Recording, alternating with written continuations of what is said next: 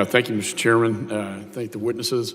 I am chairing this committee for 6 years. We saw this come up multiple times. One time in my hometown of Austin, Texas, the Austin bomber.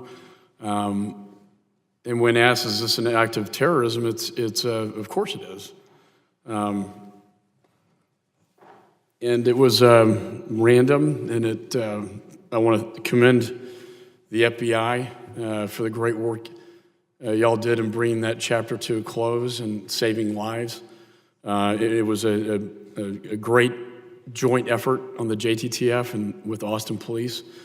But as that unfolded, we looked at the issue of domestic terrorism, and I know as a former federal prosecutor, there's a definition, and cases can be opened as domestic terrorism cases, but there's no charge of domestic terrorism. There's international terrorism, and we see that many times in the cases we prosecuted against ISIS and Al-Qaeda and other extremist groups, but there is no charge for domestic terrorism. I think that's kind of getting to the heart of this hearing. And I was just curious what your thoughts would be on Congress enacting a domestic terrorism charge. What would be the benefits or risks of doing that? If I could just go down the panel. Yeah, I can take that. So we're always looking to improve our authorities. And so I think we're certainly open to having a discussion with the Congress. If there's interest in the Congress in pursuing a domestic terrorism statute, we're certainly open to having that discussion. I think you have to think about exactly what issue you're trying to fix. As I've talked about in my opening testimony, we do have a number of statutes that we use in these domestic terrorism cases. So the question is, what gap would it fill exactly?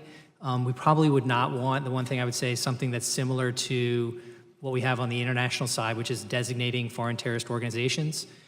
We're not going to want to, for good policy reasons that I think the committee on both sides of the aisle would share, right. Designating domestic groups as domestic terrorist organizations and picking out particular groups that you say you disagree with their views and so forth is going to be highly problematic in a way that's not when you're designating Al-Qaeda or ISIS or an international terrorist organization. So there's not going to be a precise analog on the domestic side, but that's not to say that there aren't other ways we could do, maybe analogizing to our current hate crime statutes. That would be something that we could do that would be broader on domestic terrorism. Under a hate crime. Kind of like hate crimes, except focused on domestic terrorism and the definition that we have in the code. So it's certainly a discussion that we're open to having with the Congress if there's interest. I tend to agree. I think that's a better approach than labeling domestic terror organizations within the United States. It gets sort of problematic.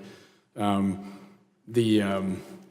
you tell me how many domestic terrorism charges we have brought, last year, for instance? So I don't have an exact figure on that. I would imagine it's somewhere between 0 and 100, but I don't have an exact number. Okay. And how many international terrorism cases did we bring last year? I just don't have that handy with me either today. So unfortunately, we could try to get you that number. Okay.